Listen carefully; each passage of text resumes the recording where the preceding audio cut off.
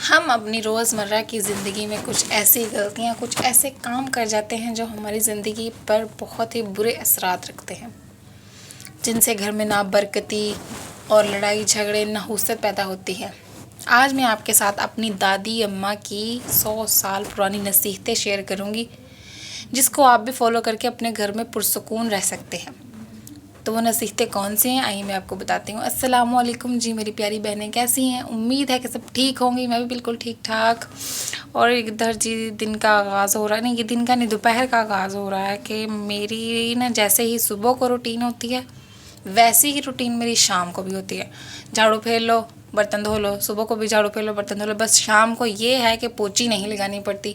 अच्छा, मुझे लगता है कि अमूमन जिस घर में बच्चे होंगे ना छोटे, उनकी यही रूटीन होगी कि घर में 3-3 दफ़ा झाड़ू लगता है, बर्तन तो बेतहाशा, और इधर से समेट के आओ तो उधर से फिर खलारा मलारा वही सारा कुछ। जितना मर्ज़ी साफ़ कर ले लेकिन फिर भी ऐसा ही लगता है कि अभी भी कुछ रह गया है, कुछ करने वाला रहता है अभी। अच्छा जी, तो आ जाते हैं अपने टॉपिक की तरफ। मेरी दादी अम्मा जो थी ना, मेरी दादी अल्लाह जन्नत नसीब करे, उन्होंने 120 साल की उम्र पाई और इतनी उम्र में उन्होंने तजुर्बे किए, अपनी ज़िंदगी पे सारा कुछ आज़माया और फिर हमें बताया। आखिर कुछ ना कुछ तो इन बातों में है जो वो हमें नसीहतें करके गए, तो बिल्कुल वो दुरुस्त भी होती हैं। पुराने बुज़ुर्गों की जो नसीहतें हैं वो बिल्कुल दुरुस्त होती हैं।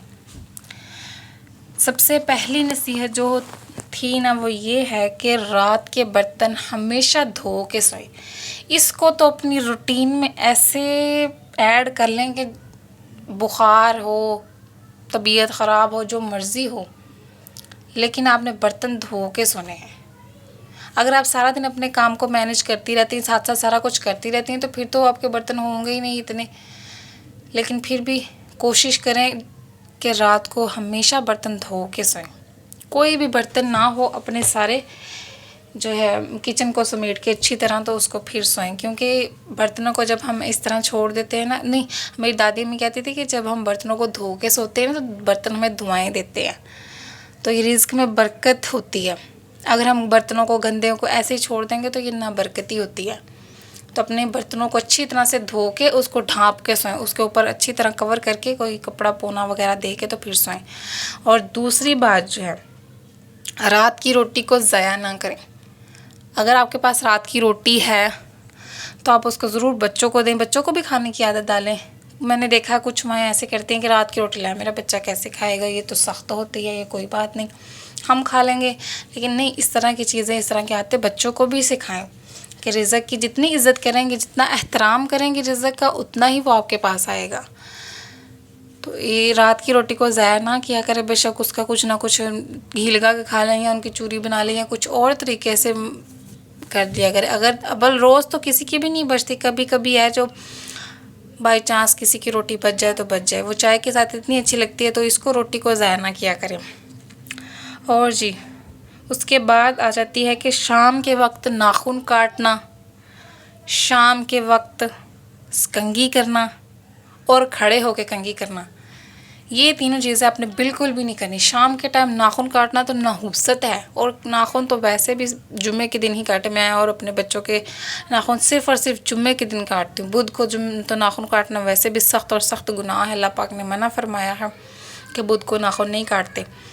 तो शाम के वक्त नाखून काटना, खड़े होकर कंघी करना और शाम के वक्त नाखून काटना, ये बिल्कुल गलत बात है। इससे आपने बिल्कुल ही परहेज़ करना। ये बहुत बुरी बात है, इससे बहुत ही बेबरकती होती है, घर में लड़ाइयाँ झगड़े पड़ते हैं। हमें बाज़ टाइम पता भी नहीं चलता कि हमारे कोई बात भी नहीं होती तो लड़ाइयाँ झगड़े शुरू हो जाते हैं हमारे घर में। अच्छा, उसके बाद है अपनी औलाद को गाली निकालना, अपने बच्चों को बेतहाशा गालियाँ निकालना। ये तो मेन वजह है ना।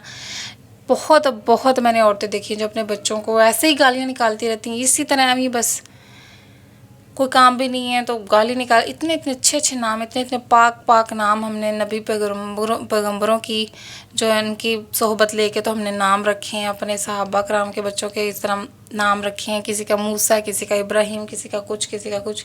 तो जी हम बच्चों को गालियाँ निकाल रहे होते हैं। बहुत गलत बात है, बहुत ही अल्लाह पाक को नापसंदीदा अमल है कि बच्चों को गाली निकाले, और वो भी इतना अच्छा, इतना भारी नाम रखे, फिर हम उनको गाली निकालें, तो ये बिल्कुल गलत बात है। इसको भी आप अवॉइड करें। इसके बाद आ जाता है कि नंगे सर खाना ना बनाना। नंगे सर खाना नहीं बनाना, नंगे सर खाना खाना भी नहीं। याद रखें, जब भी आप जितनी भी कदर कर लेंगे ना, दूसरा रिज़्क़ की जितनी भी आप कदर करेंगे, एहतराम करेंगे, वो उतना ही आपके पास आएगा। खाना बनाना है बिस्मिल्लाह पढ़ के, रोटी पकानी है बिस्मिल्लाह पढ़ के, आटा गूंदना, ये तो अमूमन हम करते ही रहते, लेकिन बाज़ टाइम भूल जाते, लेकिन ये भूलना नहीं है। इसको अमल को अपने ज़हन में बिठा लें कि ये कभी नहीं भूलना। कोई भी नेक काम, कोई अच्छा काम करना है, बिस्मिल्लाह पढ़ के शुरू करना है। और नंगे सर आपने हांडी नहीं पकानी, नंगे सर आटा नहीं गूंदना, नंगे सर जो है खाना खाना भी नहीं। ये तो नंगे सर ये होता है कि चलो खाने में बाल भी नहीं जाएगा और बरकत भी होगी। अगर आप इनको दिल से इन चीज़ों को मान लेंगे ना, तो बेशक आपके घर में बरकत आएगी, लड़ाइयाँ झगड़े नहुसत ख़त्म हो जाएगी। इन चीज़ों पर आपने ज़रूर और ज़रूर अमल करना है। बेशक आप आज़मा के देख लें और मेरी जो है कमेंट में मुझे ज़रूर बताइएगा। अच्छा जी, ये थी हमारी चंद बातें जिन पर हम अमल करते हैं। कि पुरानी जो बुज़ुर्ग होते हैं ना, पुराने बुज़ुर्ग, वो ऐसे नहीं बातें कह गए, उन्होंने आखिर आजमाया है, अपनी ज़िंदगी पर तजर्बे किए हैं, तो ये बिल्कुल 100% सच होते हैं। बेशक आप आजमा के देख लें।